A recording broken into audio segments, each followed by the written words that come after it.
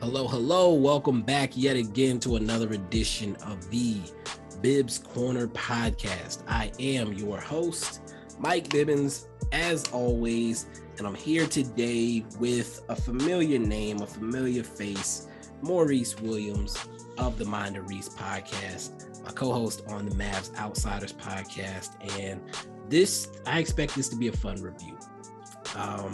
This is a movie that did not have a ton of fanfare, really. I think the trailer came out, people laughed and joked about it, and then the movie came out. Like, it was pretty quick.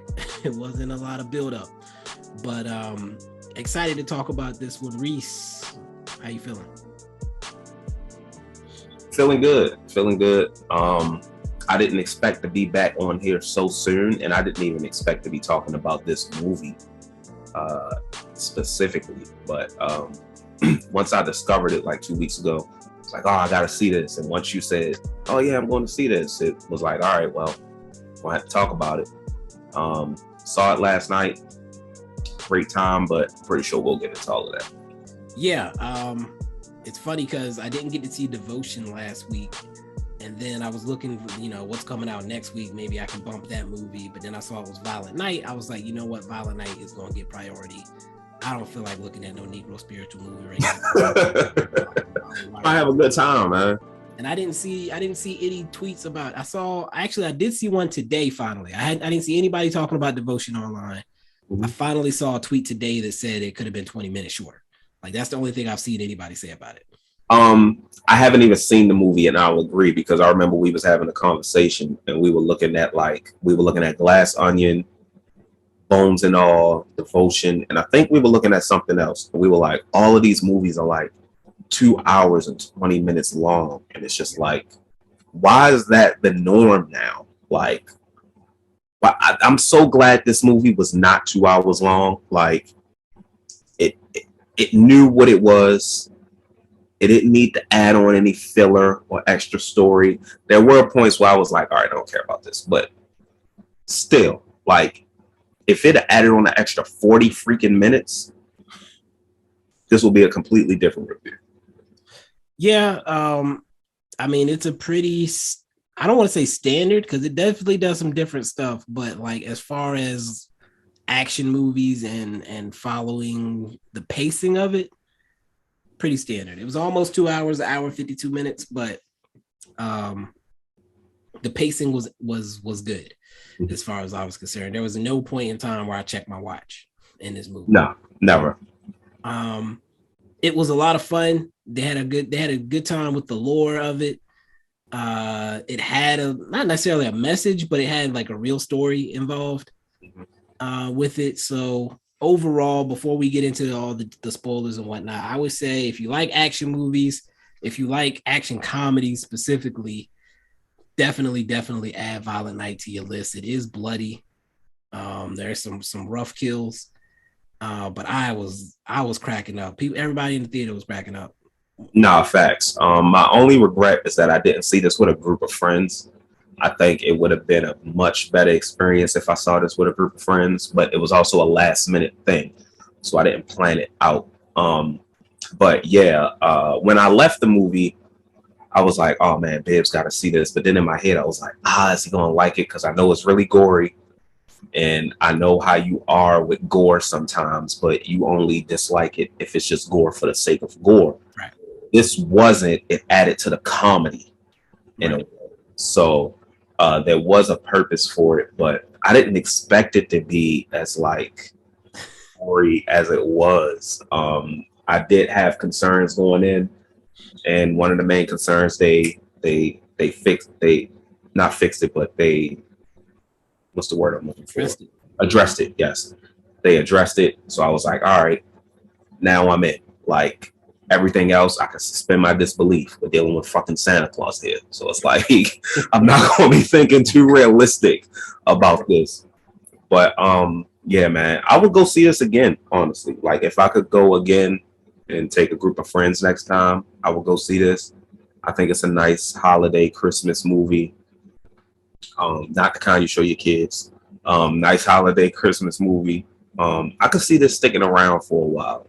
I was going to say, it's definitely a movie that I would use an excuse to come back to. I don't rewatch movies much. Me. This would be a movie like I might watch A Christmas Story and then this type of thing. Like, yeah, like I will make this a yearly thing. Like, all right, I gotta watch this. Like this, A Christmas Story. This Christmas, I'm Black, so I'm definitely watching this Christmas. Movies like that, yeah. This is gonna be. I don't want to say a classic, but definitely a Christmas tradition for me. Okay. It's funny because is this a spoiler? I don't think this counts as a spoiler. They did reference another action movie. Oh yeah. And people always debate whether or not it's a Christmas movie. It's a Christmas movie. They reference 2 Christmas movies. What was that? Let's name them. Home Alone. Oh, obviously that one is, but yeah. But they referenced Die Hard, right? Die Hard, yeah. Die Hard is a Christmas movie. In the debate, it's a goddamn Christmas movie. Okay. If you got to debate it, then yes. If somebody counts it as one, then it's one. Yeah. A dude on Facebook earlier, one of my friends on Facebook, he was like, "Is Nightmare Before Christmas considered a Christmas movie?" I said, "It's literally in the title." Like, you know what's funny? There's a movie coming out. I can't think of what it is. I think it's or maybe it's already out. Wendell and Wild. Haven't heard of it. It's on Netflix. It's made by the director of Nightmare Before Christmas. Okay. And it's like a Black version of the main character is Black. Oh wow. But one of the podcasts I listened to or we listened to interviewed that guy. Some reason I ended up on his IMDb page, and then I ended up reading like fun facts or trivia about him. And I found like I don't know much about Nightmare Before Christmas lore, but I read that the guy who wrote it was a poem initially, and the poem was a guy who was watching, like as he was driving through the town, seeing the transition in decorations and like storefronts and stuff between like right after Halloween, when all the Halloween stuff starts coming down and some people start putting up Christmas stuff to sell. And that's like what inspired the whole Nightmare Before Christmas idea. Okay. Which makes sense. I've never seen The Nightmare Before Christmas. I think I've seen it, but I've never sat down to watch it. Yeah, okay. I'll say it's been on in the background before for sure, but I have not watched it. I can't tell you much about it. So pretty much same thing.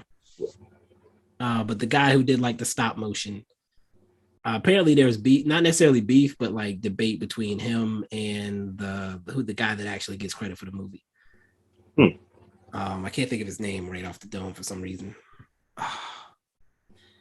Anyway, overall, this is going to be highly recommended. I'm thinking it's going to be somewhere between a 4 and a 5 for me, honestly. I rate things differently. I use a 10 scale. Coming out of this, I was like, this might be a 10 out of 10 experience. Like, I always tell people I rate things based up, like Woman King. I rated a 10 out of 10. Rating this a 10 out of 10 doesn't mean this is as good as Woman King, but for what this movie was trying to do, it's a 10 out of 10. I'm still on the cusp. I'm thinking 9 out of 10 maybe. I don't know if I want to go 10 out of 10. Yeah. But your scale is for sure a 4. Like, I was gonna say 4.5 off the dome, but I gotta sit down with like I do the 5 categories, so I'll sit down with it later. But I don't want to react too soon. I tend to do that. I did it with Don't Worry, Darling. And then we did the review and I was like, this movie's trash. I literally had to go back and make a TikTok and tell people don't go see that movie. Like, oh man. Yeah. But this, at minimum, it's not below an 8 on my scale. And for your scale, it's not below a 4. But I will say this. If I was using double toasteds, it's a full price. Okay. For sure. Oh yeah. Full price. Yeah. For sure. Surprisingly, I don't know have you listened to their review yet? No, I don't. I try not to listen to any reviews before I do mine because I don't want to be influenced. Martin didn't like it. What? Martin didn't like it. I gotta hear why. He gave it a rental, I believe, or matinee. I can't remember. But I'm probably gonna buy the movie when it on Blu-ray or whatever, 4K. I hate the fact that I have Blu-ray DVDs that I can no longer use because my Xbox is digital only. Like, there's no port for the disc. So yeah. I mean, you should be able to get a Blu-ray player for the low. I can get a Blu-ray player for the low, I'm sure. The guy who I was referring to, by the way, is Henry Selick. Oh, okay, yeah. Monkey Bone, Coraline, and Tim Burton is the guy that gets all the credit. But yeah, Tim Burton. Yeah. Henry Selick has said in interviews like Tim Burton barely showed up while we were filming that movie. Oh shit! Like I did all the work pretty much. Okay, that's deep. But yeah, Gwendolyn Wild. I'm pulling it up now. Keegan Michael Key, Lyric Ross, Jordan Peele, Angela Bassett, are all involved in that. Two scheming demon brothers, Gwendolyn Wild, enlist the aid of 13-year-old Cat Elliott to summon them to the land of the living. Those are some big names. Yeah. I mean, there's more, but those are for you. I mean, Ving Rhames is in it. Gabrielle Dennis is in it. Yeah, there's some names. There's a lot of people involved in this, but anyway, back to the topic. Let's get into these spoilers. First of all, I think we both said we kind of learned about the movie like not early. We learned about it late. Yeah. Did you have any expectations going in at all? No. I will say I learned about it pretty late, but I thought I was listening to like a podcast and I heard someone mention it. And I think they said Violent Night, Deadly Night or something. And I'm like, what's that? And I never looked into it. Okay. And then I came across it like maybe a week ago. I hadn't seen a trailer or anything. I ended up watching it before I went, and I wish I didn't. It didn't ruin the experience for me at all. Yeah. Gotcha. I wish I didn't before, because like David Harbour as Santa Claus fighting criminals is literally all I needed. But I did it anyway, and I don't know why. But it didn't ruin the experience for me. I didn't really have any expectations. I wanted to come in. I was looking for a fun time. They gave me that. If the movie was boring and it didn't deliver, I'd have been like, all right, well, that was a waste. But I feel like even if this movie wasn't good, it could be one of those so bad it's good movies. Right. So either way, I was going to enjoy myself. Okay. What I'll say before we get into it, I also, I don't watch trailers. Right. I think I saw, I was scrolling. I saw someone post the trailer. I saw David Harbour as Santa, and he had blood all over him. And I was like, I've seen enough. That was pretty much it. I didn't even know John Leguizamo was in it. Yeah. John, he was amazing, honestly. I was surprised at how much he had to do in this movie. I was like, wow, it was you again. You were just in the menu. He needed a palate cleanser, if you will. Yeah. After the menu, because that was trash. But yeah, starring David Harbour, John Leguizamo, directed by Tommy Wirkola. I don't think he's done anything worth mentioning here, but the writers were Pat Casey and Josh Miller. And I mentioned in the little mini episode I just put out that they did the Sonic movies, the writers. You like the Sonic movies, right? Yeah. Yeah, so these were the writers from the Sonic movies. Quick synopsis: when a group of mercenaries attack the estate of a wealthy family, Santa Claus must step in to save the day and Christmas. The producers of this, though, did you go over the producers of this movie? I did not. It's from 87 North. They have also produced Nobody, John Wick, Atomic Blonde, Deadpool 2, Bullet Train, and Hobbs and Shaw. It all adds up. Which explains the amazing action scenes in this movie. And the thing is, creative. Like, you see stuff you haven't seen before in all of those movies you just named. Yeah. That's quality action filmmaking. Like, there are people that make action movies and just copy stuff that they liked from previous movies. These dudes are coming in and putting in new twists and wrinkles into the genre, and that's the way it should be done. I think Nobody 2 was just announced, and a new John Wick movie was announced as well. Oh, damn, the fourth John Wick ain't even come out yet. I think it was they dropped the date for the fourth one, which is okay. I think it's in March is when it was coming out. But Nobody 2 is underway as well. I would love for those two worlds to like cross. That's with Bob Odenkirk, correct? Yeah. I was worried after the heart attack he might not try to do no action no more, but he had a heart attack on the set of not Breaking Bad, Better Call Saul. Yeah, I had no idea. Oh wow, yeah, I was terrified when I saw that. I was like, nah, we can't lose Bob like that. Damn. But he had a heart attack while filming that. I was listening to a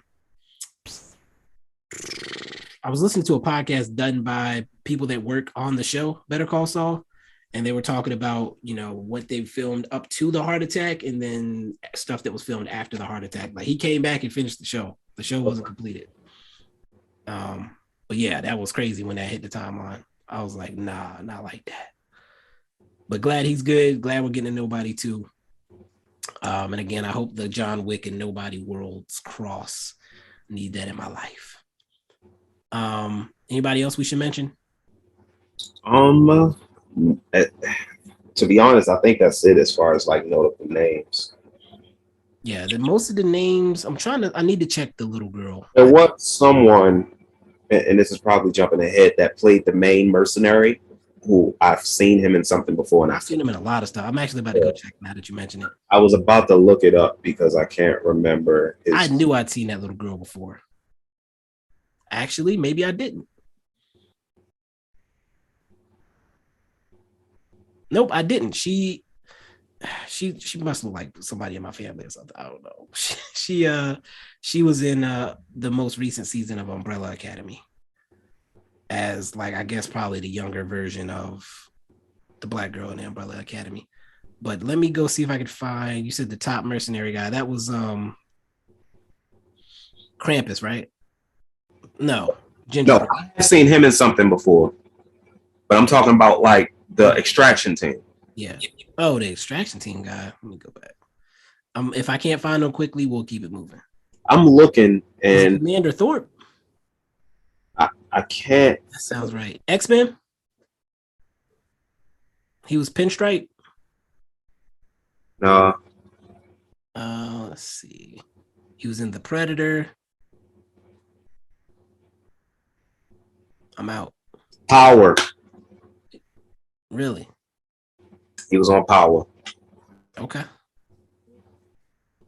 He was a Serbian leader of a drug cartel. I remember. It was on Power. Interesting. The guy who played Krampus, I have seen before, and Krampus was a little dude, right? Yes, and I'm gonna take a guess before I look it up. Okay. I think it was Freddy versus Jason. Yep.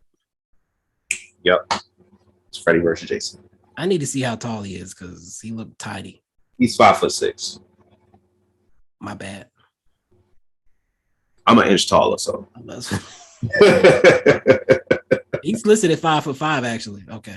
Okay, so even better. Even shorter. There's a lot of people in this movie. Usually in these types of movies, when there's a lot of people, you just expect a lot of people to just be dying. Yeah. And they do, but they got a lot of screen time in the process. Like, it wasn't just like bad guys showing up to be bad guys and like, oh, this person's gonna die. I have to ask. The big black dude that was one of the mercenaries, do you remember him dying? Because I don't. You mean he wasn't on the extraction team? He was on the original. He was on the original group. I know we're not gonna go scene by scene, but yeah, the big black guy. I don't think I do. I don't remember him dying. I remember it was when everybody left the room, it was just him and Krampus there. They were the last two that were watching the family. And I don't remember seeing him after that. And it was just all Krampus doing stuff after that. Didn't the boyfriend do something to the big black guy before he jumped out the window? I don't think he killed him. I don't know. He definitely did something before he jumped out the window, but I don't think he killed nobody. I don't think. It's a good. Yeah, maybe he did do something to him, but I don't remember what it was. Okay. All right, so let's get into the story. Basically, we're introduced right off the bat to Santa Claus. I needed that scene. Go ahead. I missed that scene. You missed the whole scene? Where we like in the bar? Yeah, I missed it. Because remember, I got there 14 minutes after showtime thinking, okay, it's still gonna be trailers shown. You ain't get no trailers then. I must not have got. They didn't put no trailers in that thing. When I pulled up, when I got into the theater, the husband, wife, and daughter were just getting into the car going to the grandparents' house. It wasn't even a short scene. Oh man. They must have put like one trailer and then said it's movie time. Man, look. Are you sure the movie started at the time you thought it started at? 6:40. I can go to my AMC. 6:40 p.m. I got that at 6:53, 6:54. Okay, let me describe this scene. And the funny thing is, usually on my AMC, when I go back, it'll say revisit a company. Well, no, it doesn't say it for every single one. So that's crazy because I don't know if I came in when you came in, I probably would not have enjoyed the movie as much. It would have taken longer for me to buy in. So the first scene in the movie, Santa's in a bar. David, he's in the bar drinking, and he's wasted. And I saw that scene in the trailer. The whole scene? No, just part of it. Okay. So he's wasted in the bar. And the bartender's thinking about cutting him off, but he's like, nah, give me another one. Another guy comes up. And this, I'm assuming this probably is in the trailer. This is something that's good for a trailer. Another guy that is in a Santa suit comes up. He's like, how many years you been doing this? And they have like a little exchange, like back and forth. And now we know that David is actual Santa Claus. And this other guy's like a mall Santa or something like that. And David's like, I'm just taking a break. Got to get back out there in a minute. And the whole scene is great because every time he says something that makes it clear, like to the audience, that he's really Santa, the other Santa is like thinking, oh, this guy's like really playing up the joke. And he just keeps like chuckling at it. And then he goes out like to the roof, or he goes out a certain exit when he leaves. And the bartender's like, wait, that's going to the roof. Like, you can't go through that door. And then the other guy's like, oh, give him some space. Like, this is a hard job being a Santa, blah, blah, blah. But she follows him out. And when she goes to look for him, like she's like chasing after him. She's like, where did you can't just run off on the roof, da, da, da, da, da. And she doesn't see anybody. And then she looks up and like his sleigh with the reindeer is flying, looping around in the sky. And she's like, oh my God, you're really Santa.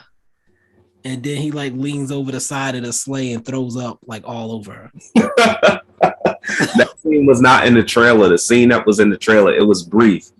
She said, are you good to drive? And he was like, yeah, I just sit back. The reindeer really do most of the work.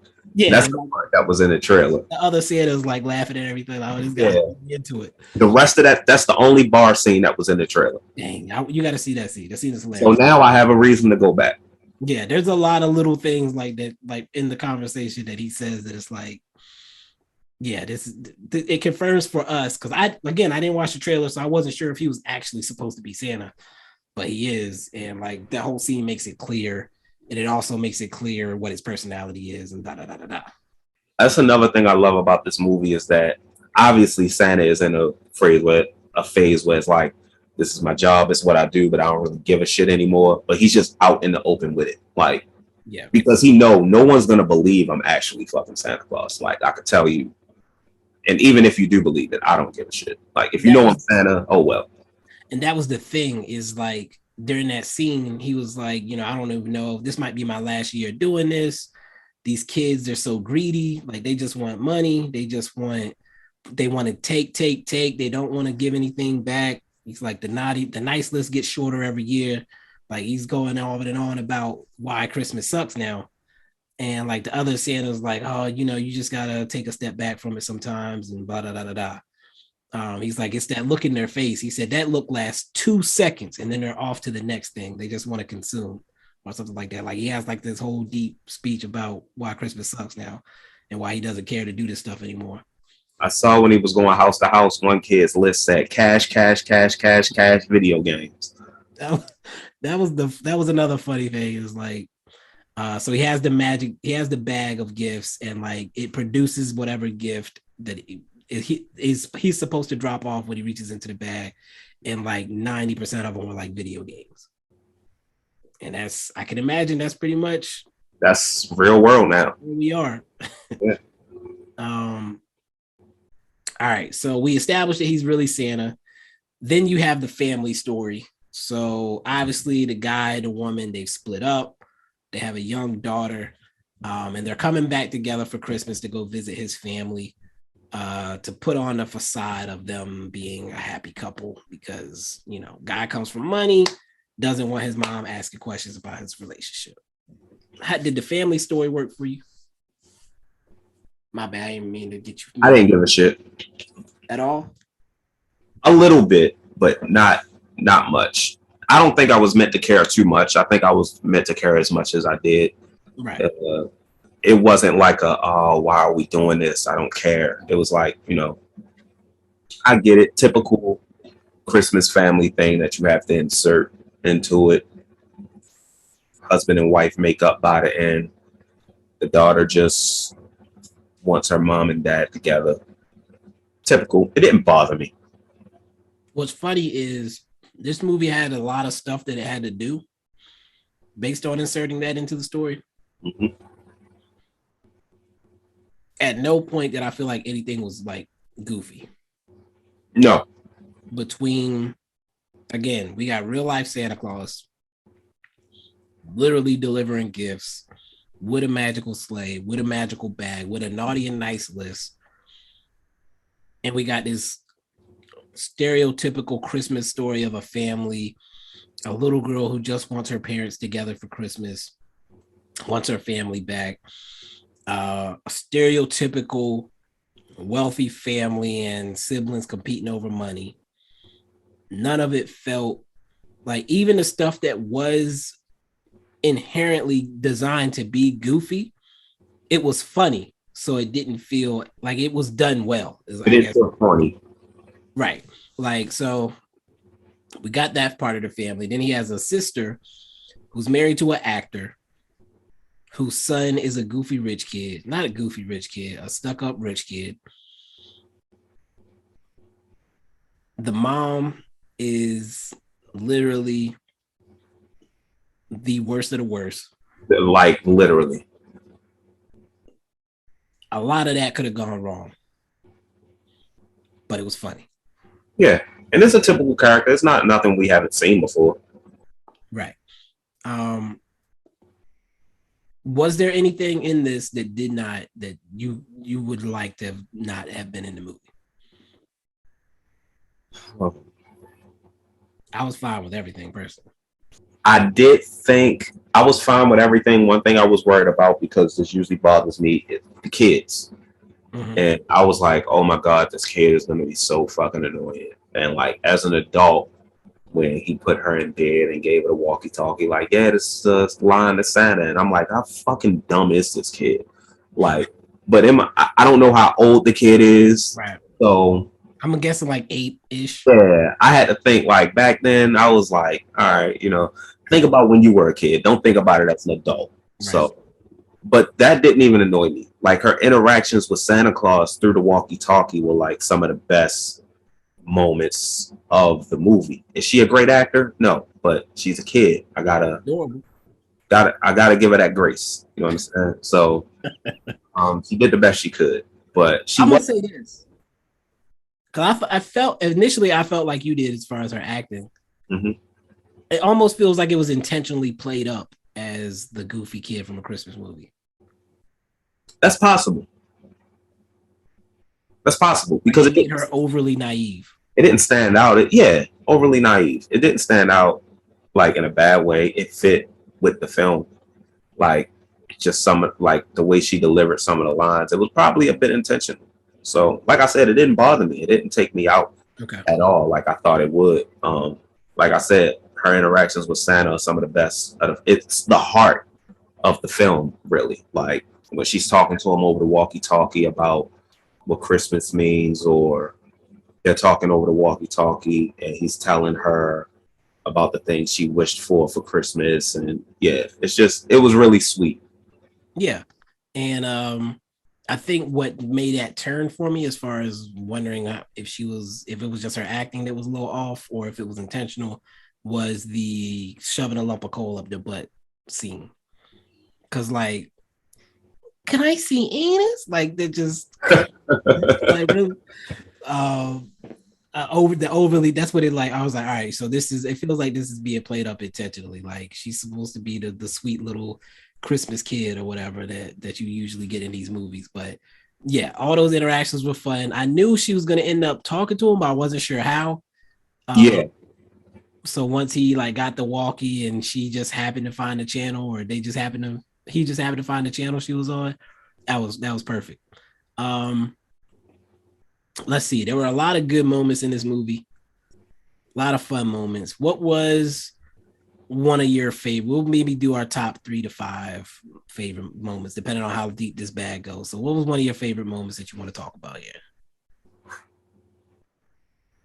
If you want a second to think, I can go first. You go first. All right. So one of my favorite moments, it's kind of an extended moment, is like a whole scene or two even. You mentioned that they referenced Home Alone. So that is one of my favorite moments. Santa asked the little girl to set up some booby traps, and like, again, we think this little girl is just this little naive, whatever. She's gonna put some stupid little booby traps together. And I honestly almost forgot that she was supposed to have set booby traps because we don't see her do it. But then the two of the baddest of the bad guys come for her. She liked the big guy. I was like, man, I wish there was a way like he could live, because like he was cool. Him and her. Yeah. I'll get to one of my moments with them. So yeah, go ahead. All right, I'll save it because I was about to allude to it. But when she has the little nail board at the bottom of the steps, and they're like, "You stupid kid, like you're supposed to hide the stuff, da da da." But he missed something. He starts going up the steps, and the step and he like looks at the nail that's like sticking out of one of the steps, like, really, like you just gonna put this like eye level for me to see it? He steps on one of the lower steps that she had split, and it breaks, and the nail goes through the bottom of his chin, and the whole theater was just like through his mouth. Oh my god, dog! I was like, oh snap! Like this entire scene was if Home Alone was in real life. Exactly. To be honest, Kevin McAllister would have killed those men. Those traps he set up, those men would have been dead. Extra dead. That's the part that made this fun, because you got the real Home Alone experience. Yeah. She messed that man up. He died painfully. It was almost sad, because I'm going to let you get your part. But like between that and then when the girl comes up there, she's still doubting this little girl. Yeah. And she gets handled. She didn't get killed by the little girl like old buddy did, but she gets handled, and then Santa Claus has cleanup. But the little girl did her thing. She did her thing with the booby traps. That was one of my favorite things. Yeah, it gave me an idea for one of my favorite scenes. They catch Santa Claus, John Leguizamo's character, and his two main henchmen, which are the girl and the big guy. And they're interrogating him. He's like, okay, who are you? He's like, I'm Santa Claus. I told you I'm Santa Claus. Like, I keep telling you, I'm Santa Claus. And John Leguizamo's character throws the Christmas bag in the fire. And he starts talking about why he doesn't like Christmas and what happened to him when he was a kid. And Santa says, I'm sorry, Jim. Like, and they're just like, the big guy's like, how did he know your name? Like, and he just starts telling each of them, like, I got you he said, I got you a bike. He said, I got you that bike for Christmas or something. And John Leguizamo's character was like, it was a good guess. Every kid wanted a fucking bike. I'm paraphrasing, but that's basically the gist of it. Like, how did he know I wanted a bike? And he just keeps telling them things that's like, hey, this is Santa Claus. And then like everything from that scene on is hilarious because the little girl is up in the attic above them and she's doing a distraction, making the fake snow. And they're all just like, it's this Christmas magic. Like, what's going on? And John Leguizamo's character is like, it's not snow. It's stout. Like he tastes it. He was questioning it for a second. While they're doing that, Santa has a trick for getting up the chimney. I guess he like does a circle thing on his nose, and voila, magic, he's up the chimney. Like turns into dust or whatever. And the big guy sees it, and he's like, "I saw it. He went up the chimney. I don't know how. He was just here." Like. And time during this interrogation, they're just like, what if he's really Santa Claus? And like John Leguizamo's character is basically just like, shut the fuck up. Like he's not Santa Claus. Y'all hearing yourselves. He's like, man. When the extraction team comes and they're outside and the girl says, he's the real Santa Claus. And the main extraction guy pauses and said, what the fuck did she just say?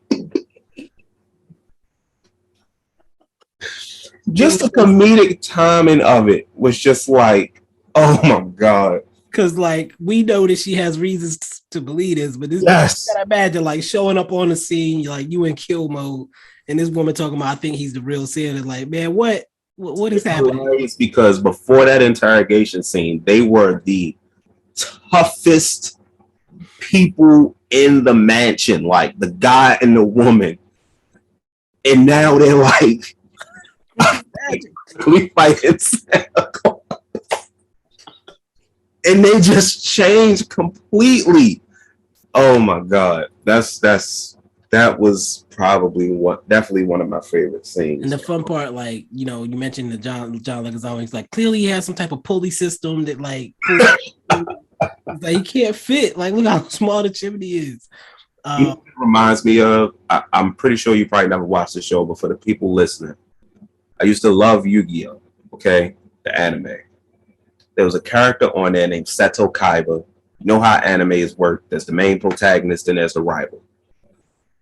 Yugi was a little kid, but he turned into the Pharaoh. Now, obviously, there was magic around all of these cards. Kaiba is around for all of this. He's seeing everything. And for seasons, he's just like, enough of your magic mumbo jumbo. None of this is real. And it's like, bro, you've seen these things happen. Like, right, the proof is in front of you. Like, face it. This is Santa Claus. It took for him to pick up the naughty list to be like, you're really Santa Claus. He's like, yeah, that's what I've been trying to tell you this whole time.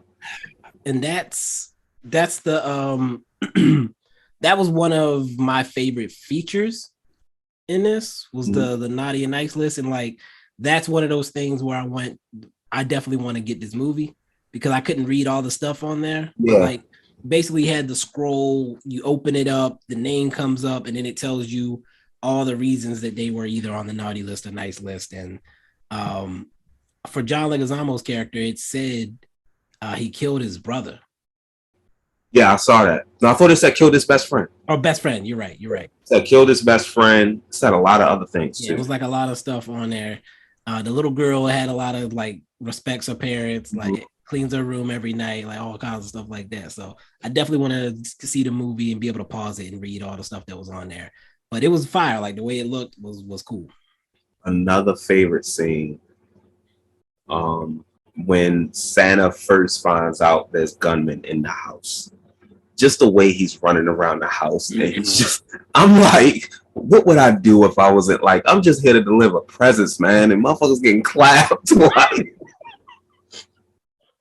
because he runs downstairs and he's peeking his head around the corner, and they're like, bring all the guests to bring all the light stones to the living room, to the dining room. Anybody else, kill him. And he just runs back upstairs. And I'm just like, there was an issue I had with that because the guy gave clear instructions.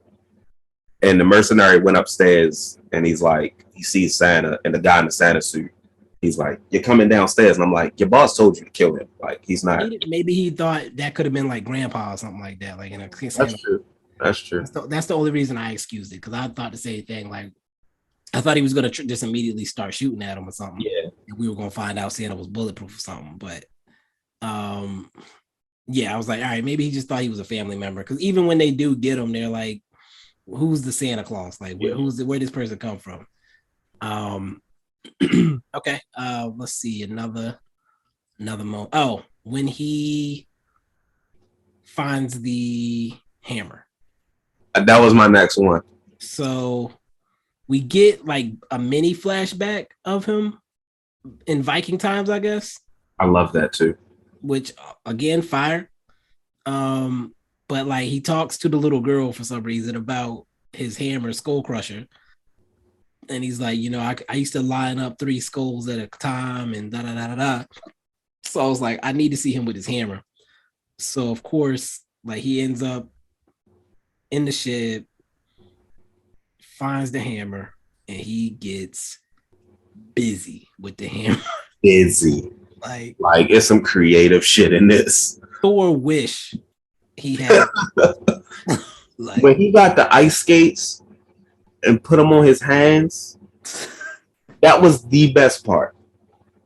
When he chopped Buddy up and the body fell and the head was sitting on top of the skate, like yo, they went crazy. He was messing them people up, and then he finally got the lump of coal up the anus, if you will. When he left the shed, I think the guy ran away and he said, Jesus Christ.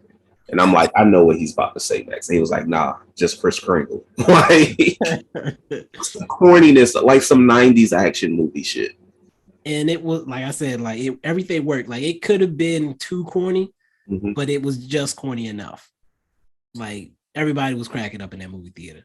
I have to mention this. I know it's jumping ahead, but is it the very end? Yeah, the last kill. That's fine. We can get to it because it was fire. The last kill with him and John Leguizamo. Man, I did not see that coming.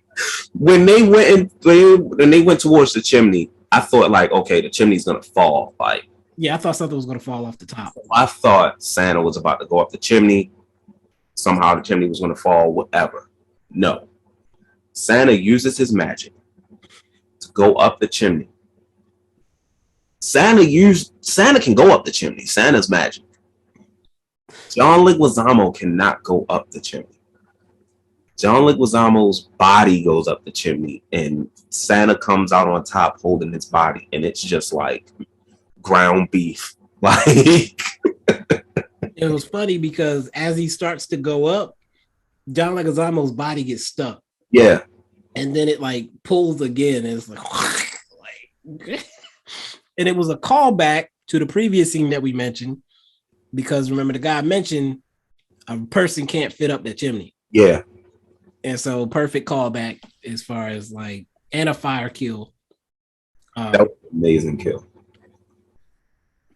The star on the top of the tree was a nice kill too, downstairs in the room when you put it in the dude's eye. Oh man. Were you surprised when he got shot after that? I was, because I was like, who the fuck shot him? But I forgot about that guy. Right. I was wondering, like, that guy's not dead, but then I forgot about him after that. I'm glad they gave the grandmother the kill since he like betrayed her. So that was cool. That his death almost ruined the movie. It almost ruined the movie for me. Really? Because I was like, if they about to bring him back with like some tears or some bullshit like that, man, like I suspended my disbelief for this whole movie. But if they about to do that bullshit, and they came close because they was like, I believe, and I'm just like, I'm gonna let it slide. Once the nephew said he believed, that's when it started to get a little extra cordy for him. When the mother said I believe, I'm like, all right, man. I was like, y'all could have stopped short. Like, y'all could have stopped at the son. Like, anything after that, nah. It almost. I was almost like it's about to take it down a point for me, but they still played comedic effect because he woke up and they was like, "What the fuck? Like, you were dead." Like, they didn't play it like, "Oh, Santa, you're back." They were like, "What the fuck just happened?" Like. And he was like, I don't know how to repay you. He was like, well, you brought me back from the dead. So I say, and I thought like, so what I accepted that as after the fact was they were saying what they had to say to make the little girl feel better. Yeah. Like by saying that they believed or whatever. They didn't actually expect the Christmas miracle. Okay. Which brings me to the next one when the sleigh pulls up. And Santa, so you mentioned like when the killers first showed up, when he's fighting the dude, the guy shoots through the roof and the reindeer dipped. The reindeer took off. That was nice too. Santa was upset. So when they show up at the end, he's like, y'all really just left me here? Blah, blah, blah, blah. But then he goes over to the sleigh and they had brought his backup bag with a little note from Mrs. Claus. And like he starts hugging them, talking about, I knew y'all wouldn't do me like that. Like y'all always got my back. Love y'all. Like just like somebody. Let's keep it 100. They left because they heard them gunshots. They just bring the sack back with them. They thought his body was going nice touch because it's like, all right, that's a good like now he can't leave. Right. It's almost like the cell phone thing in movies, like. Yeah, like the sleigh had to leave because otherwise, like, what was he going to ride one of the reindeer through the house and fight somebody with it? Like, that would have been too much. He could have just dipped. Right, or he probably would have just left like he planned to. But you mentioned the Viking thing, and I think that was they gave Santa a backstory. I love that. Yeah. I love that. And I love that they didn't go too deep into detail because I don't need to know everything. He's a Viking. Cool. That's why he can whoop ass so much. Right. It makes sense. It's not just Santa Claus all of a sudden turns into a badass. He used to be a legit warrior. Like, I'm a warrior. Like, he used to be one of them. So it makes sense. It was nice. It was a nice touch because when he took his clothes off, I'm like, Santa tatted up. Like, that must be rough. But you know, he used to be a thug back in the day. The tribal markings, if you will. Yeah. And you can see he had like scars and stuff all over his body. So like, oh, so he's been through this before. He's been through some stuff. And yeah, like you said, they gave just enough backstory to justify him having hands and being able to wield the hammer like he did. And basically made it seem like if you fill in the blanks, like he was a killer and he realized he didn't enjoy that life. Yeah. And he himself acknowledges throughout the movie he doesn't understand how some of this Christmas stuff works. Yeah. I have to wonder if he like stumbled upon the North Pole. I'm glad they didn't show us that either. Right. Like we didn't need all the details. Like I like having to fill in the blanks there. Yeah. And the fact that he didn't have an explanation for everything, he just knew it worked.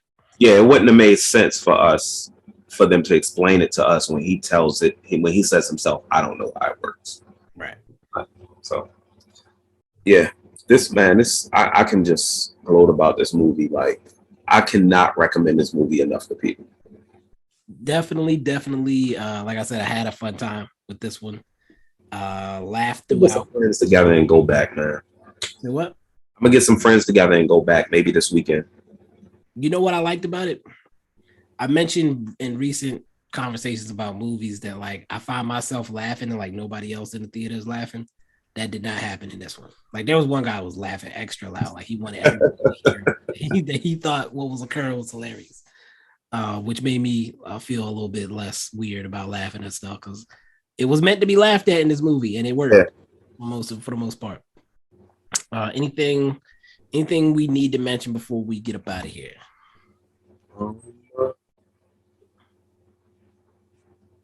I don't think so. I don't either. Yeah, man. Everybody was funny in this. Like everybody had at least one funny moment. Yeah. The villains had some depth to them at different points, which you don't always get in these type of movies. I think the movie it's justified to give it a 4.5, 5. Right now it's I think it's at a 9 for me, 9 out of 10. So 4.5 out of 5 stars. And I'll add one last note. Some of the stuff with the little girl worked for me. Like as far as one of my categories is like having an emotional connection. I cared about what happened to the little girl. I cared because of her connection with Santa. Exactly. And I wanted her and Santa to meet. Come out. Yeah. To come out on top and everything to go well for both of them or whatever. So yeah, again, I think we both are highly in favor of this movie. There's too much stuff coming out that I don't think I'm going to be able to see it again in theaters, but I do expect I'll end up buying it when it does come out. I can't wait till it's on streaming so I can just yeah. I usually buy my favorite movies of the year. I think you saw I posted I bought Everything Everywhere All at Once already. And I bought No Way Home. No Way Home was last year, right? Last year. Yeah. But they were on for sale. They always do the Black Friday. So I got them for Black Friday. But this will probably be on that list. I'll put it in there with Good Boys, stuff like that. Knives Out. One of my favorite comedies of the year, probably. I don't know how many comedies I've seen this year, but this is one of my favorite movies of the year, period. Yeah, I was going to say, favorite comedies, favorite action movies. I needed this. End of the year, this might land close to my top 5. I have to put mine together. I mentioned to you, I think, that I was supposed to be doing an interview with Nick's podcaster, who is also a writer for Entertainment Weekly, and he wants to do a top 5 movies. So I need to tighten mine up. I have like 10 movies I have not added to my list yet that I've watched. So I need to update that, but this is definitely going to be a contender for that top 10. I don't know about top 5 yet. It's in my top 10 for sure. I'm trying to get to 50. I'm at 41 right now, so I'm probably going to watch some movies I missed that's on streaming, like the Giannis movie you told me about, the Adam Project from earlier this year with Ryan Reynolds I wanted to see. Couple other things. So Glass Onion, I'm going to see Devotion, Avatar. So that'll pretty much fill it out. Let's see. I've got 44 already ranked and 13 I need to. So I'm over 50. I'm up to 58 now, I guess. Let me add. What's the name of this movie? Violent Night. So yeah, I'm up to 58. I'm actually doing all right. I include comedy specials. Okay. In that, I watched the Dion Cole one on Netflix. I would advise checking that out. Good stuff. And documentaries I include as well. Okay. I watched the Pepsi Where's My Jet on Netflix at my dad's house when I was there. Surprisingly, very interesting. I wasn't expecting that at all. Basically, Pepsi had like the promotional save bottle caps, buy points, buy stuff thing, and they put something in a commercial as a joke, but the value that they gave it was attainable technically. And the thing that they were talking about, the jet, it was a jet they were saying was like 7 million points or something like that. The value of the jet versus the value of that many points was like a huge difference. And some kid went for it. I'm going to say kid, but he was like 20, I think, at the time. You'd have to watch. I don't want to say too much more. Okay. Very interesting story. It's like 3 parts. They're like 40 minutes each. Damn. Okay. Real big name, like one of the guys that like went to court against Trump is in the thing. in the like he was involved. It's big time CEOs with Pepsi are in the documentary and everything. They make it pretty funny as well. Some interesting characters, but anyway, again, I'm going to try to do the weekly forecast, if you will, for what's coming out every week. I'm going to try to drop that on Thursday or Friday of every week. And then if I get to watch something, we'll do the review that'll drop every Monday.